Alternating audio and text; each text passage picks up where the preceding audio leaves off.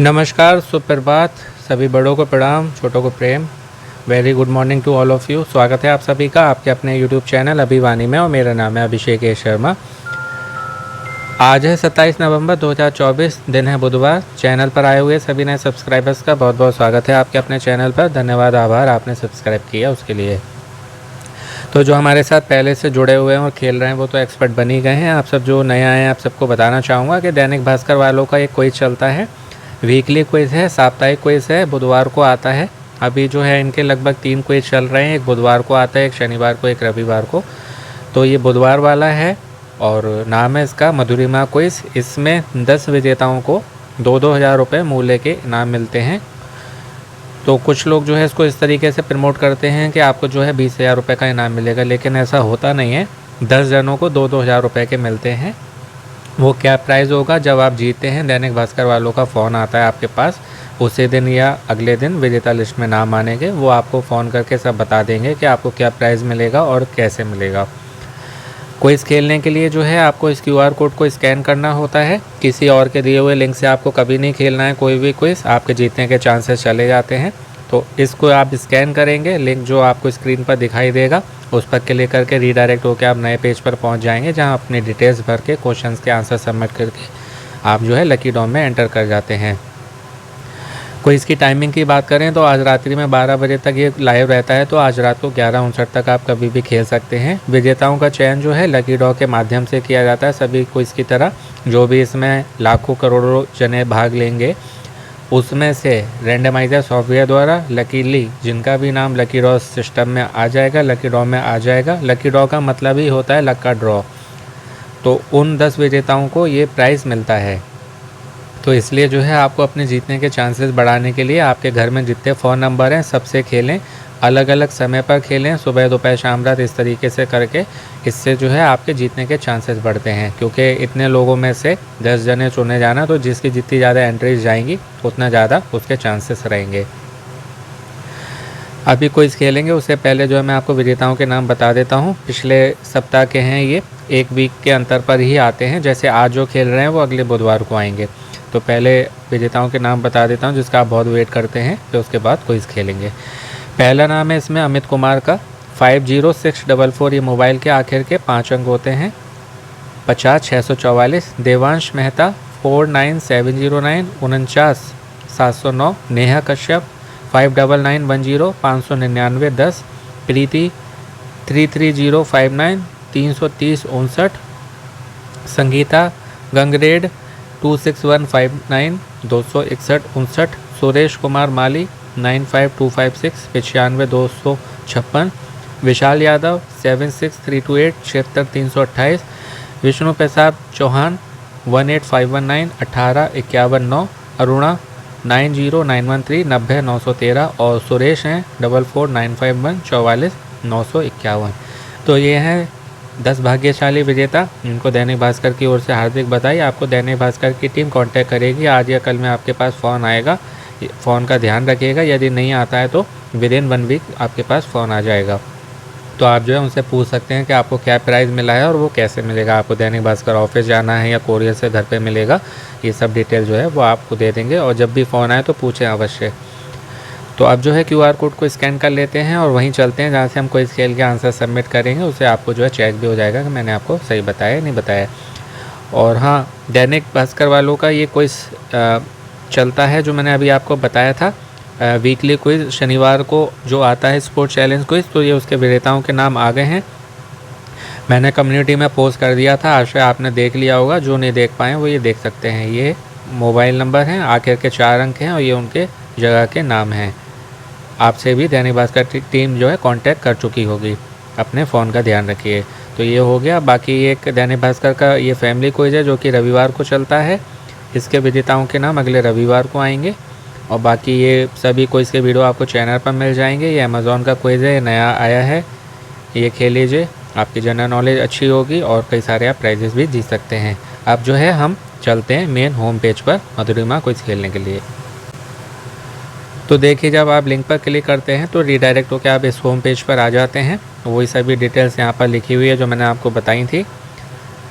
यहाँ पर सबसे पहले जो है आपको आपका मोबाइल नंबर डालना है, आपका नाम जो भी आधार कार्ड पर हो, पुरुष महिला मेल फीमेल जेंडर में आप भरेंगे, उम्र में जो भी आपकी आयु हो आधार कार्ड पर, राज्य चुनेंगे, जो सा राज्य चुनेंगे उसके अनुसार जो है शहरों की लिस्ट खुल के आ जाती है जो आप यहाँ से सिलेक्ट कर सकते हैं। ये देखिए इस राज्य के लोग जो है इसमें भाग ले सकते हैं और उत्तर प्रदेश के लोग भी जो है इसमें भाग ले सकते हैं, इस कारण मैं भी ये क्विज़ खेल पाता हूँ। तो ये देखिए तीसरे नंबर पे है नीचे से उत्तर प्रदेश। ये रहे 5 प्रश्न है, 4 ऑप्शंस के साथ में एमसीक्यू फॉर्मेट में होते हैं। देख लेते हैं प्रथम प्रश्न आज का। ये कोई जो है ना लॉन्ग वीडियो जितने भी होते हैं हमारे चैनल पर, ये उनके लिए होते हैं जो कि कौन बनेगा करोड़पति की तैयारी कर रहे हैं, गवर्नमेंट एग्ज़ाम की तैयारी कर रहे हैं, सरकारी नौकरी की या भविष्य में करेंगे, या फिर किसी भी ऑफलाइन क्विज़ की तैयारी कर रहे हैं, क्योंकि जीके सभी जगह कंपलसरी मस्ट है। प्राइवेट नौकरी में भी आपसे इंटरव्यू में पूछी जाती है, तो उनके लिए बनाता हूँ मेहनत से, जो मेहनत से जीतना चाहते हैं। और बाकी जिनको केवल आंसर से मतलब होता है उनके लिए शॉर्ट वीडियो भी हमारे चैनल पर मिल जाएगा, जो कि केवल 1 मिनट का होता है। मज़े से गाना सुनिए, आंसर दीजिए। जिनको ज्ञान से कोई लेना देना नहीं है, उनको केवल क्विज़ और आंसर से मतलब होता है, तो उनका भी मुझे ध्यान रखना होता है, सभी का ध्यान रखना होता है। तो आप जो है वो शॉर्ट वीडियो देख सकते हैं, आपका भी टाइम बचेगा। और जिनको जो है जनरल नॉलेज अच्छी करनी है वो ये वीडियो देख सुन सकते हैं। तो ये रहा प्रथम प्रश्न आज का। कर्क रेखा भारत के कितने राज्यों से होकर गुजरती है? ए 5 राज्यों से, बी 7, सी 8 या डी 10। कर्क रेखा भारत के कितने राज्यों से? तो इसका उचित उत्तर, सही जवाब, करेक्ट आंसर होगा ऑप्शन सी 8 राज्यों से। ये याद होगा बहुत से लोगों को, जिनको नहीं है उनको बता देता हूँ। कर्क रेखा जो है ना ये हमारे भारत को 2 बराबर हिस्सों में बांटती है, जिनको नॉर्थ और साउथ बोलते हैं, उत्तरी और दक्षिणी।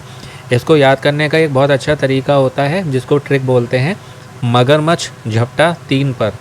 यानी कि मगरमच्छ ने झपटा मारा 3 पर। वो कैसे? माँ से हो गया मध्य प्रदेश, गा से गुजरात, ठीक है, आर से राजस्थान, मा से मिजोरम, छा से छत्तीसगढ़, झा से झारखंड, पा से पश्चिम बंगाल, 3 पर से त्रिपुरा। तो इस तरीके से याद करिएगा, इतना सिंपल नहीं आएगा कहीं भी, किसी भी तरीके से आए तो डिटेल स्टडी करा करिए। इस तरीके से कम पढ़िए पर अच्छा पढ़िए, जो आपको लंबे समय तक याद रहे और बिना ऑप्शन के आप आंसर दे सकें। तो उसके लिए आपको इस तरीके से याद करना होगा। कोई सा भी राज्य आपसे मान लीजिए ऑप्शन में आपको 6 दे दिए जाएँ और 1 पूछा जाए, तो ये आपको जो है 7 8 जो है मालूम होने चाहिए। मगरमच्छ झपटा 3 पर, मध्य प्रदेश, गुजरात, राजस्थान, मिजोरम, छत्तीसगढ़, झारखंड, पश्चिम बंगाल और त्रिपुरा। दूसरा है, विश्व का ऐसा कौन सा देश है जहां रात के 12 बजे सूरज निकलता है? ए स्वीडन, बी नॉर्वे, सी रूस या डी फिनलैंड। तो इसमें आप बी को सिलेक्ट करेंगे, नॉर्वे को। इसको कंट्री ऑफ मिडनाइट सन के नाम से भी जाना जाता है, किसी और क्विज़ में भी आया था जिसमें मैंने आपको बताया था, कंट्री ऑफ मिडनाइट सन। मई से जुलाई तक तो यहाँ पर सूरज अस्त नहीं होता, सूर्यदेव जो है अस्त नहीं होते, वो रहते हैं यहाँ पर मई से जुलाई तक, ठीक है। ये भी आप याद करिएगा, पूछा जाए कब से कब तक नहीं, मई से जुलाई, 24 घंटे मतलब वहाँ दिन ही रहता है। और नॉर्वे का जो हेमफेस्ट शहर है ना, हैमरफेस्ट, नॉर्वे का हैमरफेस्ट सिटी जो है ना, उसमें रात को 12:43 मिनट 12:43 पर सूरज छिपता है और 40 मिनट के बाद फिर से उगाता है। कितना अद्भुत नज़ारा होता होगा, सोचिए। अभी रात्रि हुई, पौन घंटे में फिर दिन निकल आया। तो ये होगा। तीसरा है, 2.5 दिन का झोपड़ा कहाँ स्थित है? फतेहपुर सीकरी, आगरा, दिल्ली, अजमेर। तो फतेहपुर सीकरी आगरा तो उत्तर प्रदेश में ही है, आगरा में यानी कि दिल्ली, और अजमेर राजस्थान में है, दिल्ली में है। 2.5 दिन का झोपड़ा कहाँ है? तो इसमें आप ऑप्शन डी को सिलेक्ट करेंगे, अजमेर राजस्थान। राजस्थान के अजमेर में है ये, और झोपड़ा नाम है इसका, लेकिन ये कोई झोपड़ा नहीं है, ये जो है एक मस्जिद है जो कि कहते हैं लगभग 800 साल पुरानी है, 800 वर्ष पुरानी है, और भारत की सबसे पुरानी मस्जिदों में से एक है, और अजमेर का सबसे पुराना स्मारक भी ये है। जो भी वहाँ पर गए होंगे, चाहे वो किसी भी धर्म के हैं, उन्होंने वहाँ पर देखा होगा। जो इसका मेन गेट है, मुख्य द्वार, उसके बाईं ओर यानी कि लेफ़्ट साइड में संगमरमर का एक शिलालेख है, उस पर संस्कृत में उस विद्यालय का जिक्र है। यहाँ पर एक बहुत बड़ा संस्कृत का, क्योंकि मेन भाषा जो है हिंदुओं की, ब्राह्मणों की, मेन सनातन धर्म की संस्कृत है। उसके बाद में फिर ये और भाषाएं आई हैं, तो संस्कृत का बहुत बड़ा वहाँ पर विश्वविद्यालय होता था, जिसको अफ़गान का जो सेनापति था मोहम्मद गौरी, उसके आदेश पर कुतुबुद्दीन ऐबक ने बनवाया था ये झोपड़ा। उसको विद्यालय को तोड़कर, संस्कृत विद्यालय को तोड़कर इसको मस्जिद में बदला गया था, जैसे इन लोगों ने बहुत मंदिरों के, हमारे मंदिरों के साथ में किया है कि मंदिर तोड़े मस्जिद बनाई और कहते हैं ये जो है मस्जिद ही थी। तो कहते हैं ना कि ऐसी क्या मजबूरी थी कि मतलब मस्जिद वहीं बनाई, मस्जिद बन सकती थी। एक बहुत अच्छे वो कवि हैं, दिल्ली के हैं अभी, विश्वास कुमार विश्वास नाम है उनका, ये बहुत अच्छा है, आपने सुना भी होगा स्लोगन कि मंदिर मस्जिद बनवाई मंदिर तोड़कर, मस्जिद बन भी तो सकती थी मंदिर छोड़कर, है ना। तो ये आपने देखा होगा, काशी विश्वनाथ में भी है जहाँ का भी केस चल रहा है, ऐसे ही मथुरा में है ना, ऐसे ही अयोध्या जी में था। तो ये थे सब मंदिर, उसको ही तोड़ के बनाया गया है। कोई भी जो भी बना है तो वो अब भी अवशेष जो है उसके बाहर आते हैं जगह जगह से। बाकी जो हमारे सभी धर्म ग्रंथ हैं, पुराण हैं, वेद हैं, वो सब जो है आपको संस्कृत भाषा में मिलेंगे। और जो था पहले उसको तोड़ा गया तो खुदाई में वही निकलता है, कहीं मस्जिद के अवशेष नहीं निकलते, हर जगह जो है मंदिर के धार्मिक स्थलों के ही निकलते हैं। तो ये भी आपको मालूम होना चाहिए कि वहाँ पर पहले क्या था और फिर क्या इसको बनाया गया। तो वहाँ पर जो अंदर गए होंगे वो जानते होंगे 70 स्तंभ हैं, 70 खंबे, और ये मंदिरों के ही हैं। आप जब देखेंगे इन्हें तो आपको लगेगा नहीं कि मस्जिद के हैं, ये मंदिर के ही आपको खंबे देखने जैसे लगेंगे और आप समझ जाएंगे कि हाँ ये मंदिर के ही खंबे हैं। अंदर से भी आपको ये मंदिर लगेगा, और जब आप देखेंगे तो कुछ नई दीवारें बनाई गई हैं, उस पर कुरान की आयत लिखी हुई हैं, जिससे इसको मस्जिद बनाने का प्रयास किया गया, कोशिश की गई, लेकिन वैसे आप देखने वाले समझ जाएंगे कि ये मंदिर ही है। चौथा है डिटेल में, मतलब सब याद करिएगा, कहीं से भी कुछ भी आ सकता है, तो आपको ये सब मालूम होना चाहिए कि पूछा जाए पहले वहाँ क्या था, तो संस्कृत का विद्यालय था, खंबे कितने हैं 70। जनरल नॉलेज तो बहुत वास्ट है, बहुत ब्रॉड है, कहीं से भी कुछ भी पूछा जा सकता है, इतना सिंपल नहीं आएगा ना हर जगह, तो आपको जो है सब जानकारी होनी चाहिए। आंध्र प्रदेश का प्रमुख नृत्य है, मीन्स क्या है, कुचिपुड़ी, भरतनाट्यम, कथकली या मोहिनी अट्टम। तो ये पहले आ चुका है, तो इसमें आप ए को सिलेक्ट करेंगे। प्रमुख नृत्य है आंध्र प्रदेश का, और 8 प्रमुख भारतीय शास्त्रीय जो नृत्य है ना उनमें से एक है कुचिपुड़ी। एक गाँव है आंध्र प्रदेश में, वहाँ से इसका जो नाम है कुचिपुड़ी पड़ा है।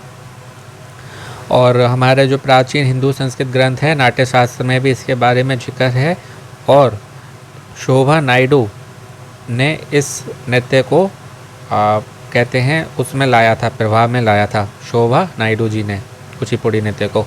और कई और नृत्य हैं आंध्र प्रदेश के, तो वो भी याद कर लीजिएगा, ज़रूरी नहीं है यही आए।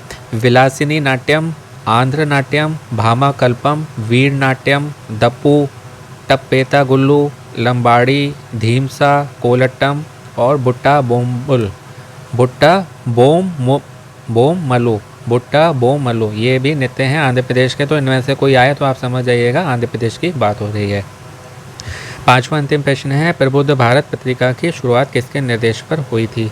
ए बी आर राजम अय्यर, स्वामी विवेकानंद, स्वामी स्वरूपानंद या स्वामी अशोकानंद। तो 3 स्वामी जी हैं इसमें, तो इसमें आप बी को सेलेक्ट करेंगे, स्वामी विवेकानंद जी। किसी और क्विज में ये आ चुका है, मैंने डिटेल में इसके बारे में आपको बताया भी था कि ये क्यों प्रकाशित की गई थी। पहले तो ये है अंग्रेजी में थी, और भारतीय हमारा जो समाज है उसको जागरूक करना, भारतीय हमारी जो संस्कृति है, साहित्य है और धार्मिक विचार है उनको प्रमोट करना, उनको यानी कि फैलाना, और जो भी युवा पीढ़ी है उनको हमारे धार्मिक उससे संस्कार जो भी रहे हैं, रीति रिवाज, संस्कृति, साहित्य, उनसे अवगत कराने के लिए प्रबुद्ध भारत की पत्रिका की शुरुआत की थी, शुभारंभ किया था स्वामी विवेकानंद जी ने।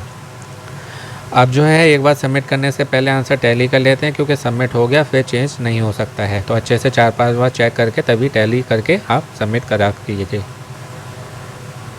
तो पहले का सी है 8 राज्यों से, दूसरे वाले का बी नॉर्वे, तीसरे वाले का डी अजमेर, चौथे वाले का ए कुचिपुड़ी, 5वें वाले का बी स्वामी विवेकानंद। अब मैं सबमिट पर टच कर रहा हूँ, यदि मैंने आपको सही बताए होंगे तो बधाई मैसेज मिलेगा, नहीं तो नहीं मिलेगा। सबमिट पर टच कर दिया है, देखते हैं क्या होता है। आपने सभी जवाब सही दिए हैं, बधाई, मीन्स मैंने आपको करेक्ट बताए हैं, well done Sharma ji. Lucky draw round में पहुंच गया हूं मैं, 10 भाग्यशाली विजेता में से प्रत्येक को 2000 रुपये मूल्य का इनाम मिलेगा, तो आप भी लकी ड्रॉ में एंटर कर जाएंगे आंसर देते ही। और मुझे नहीं लगता इतना डिटेल में बताने के बाद जो है गलत हो सकता है आंसर, और आप भी जो है इसी तरीके से डिटेल में स्टडी करा करिए। ऐसा नहीं है बिल्कुल कभी गलती हो नहीं सकती, हो सकती है, लेकिन मैं यही कहता हूँ कभी कुछ गलत बता दिया करूँ तो आपको मालूम है तो कमेंट करके बता दिया करिए, जिससे मैं अपने में सुधार कर सकूँ और लोगों की भी उससे हेल्प हो सके। तो डिटेल में स्टडी किया करिए, आपकी जो है बहुत हेल्प होगी। शुरू में टफ़ लगेगा लेकिन बाद में बहुत आपको अच्छा लगेगा, बिना ऑप्शन के आप आंसर दे पाएंगे।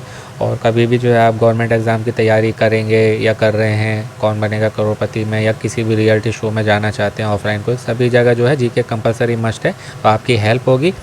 और आशा है आपको अच्छे से बता पाया हूँगा, आपकी जीके इम्प्रूव और गेन हुई होगी। शॉर्ट वीडियो जिनको केवल आंसर से मतलब होता है, ज्ञान से कोई लेना देना नहीं है, तो उनका भी ध्यान रखता हूँ, उनका भी जो है ध्यान रखना पड़ता है। और वीडियो जो है आपको शॉर्ट्स में ही हमारे चैनल पर मिल जाएगा, 1 मिनट का है, मैं जैसे गाने सुन के आंसर दीजिए। ये वो है जो मेन अपने मेहनत से जीतना चाहते हैं। बाकी और आपकी जनरल नॉलेज की तैयारी के लिए हमारे चैनल पर कई सारे वीडियो मिलेंगे लॉन्ग वाले, जो कि आपकी तैयारी को और इम्प्रूव और गेन करेंगे। और बाकी जो है अपना जहाँ से तैयारी कर रहे हैं वहाँ से भी करते रहें, खेलते रहें, मोटिवेट रहें, पॉजिटिव रहें, अपना अपनों का ध्यान रखें, स्वस्थ रहें, मस्त रहें, प्रसन्न रहें। सुनते रहें अभिमानी भाई अभिषेक शर्मा। आपका दिन और जीवन शुभ हो। शीघ्र मिलते हैं एक नए वीडियो में। All the very best and best luck friends. नमस्ते, शुभ दिन।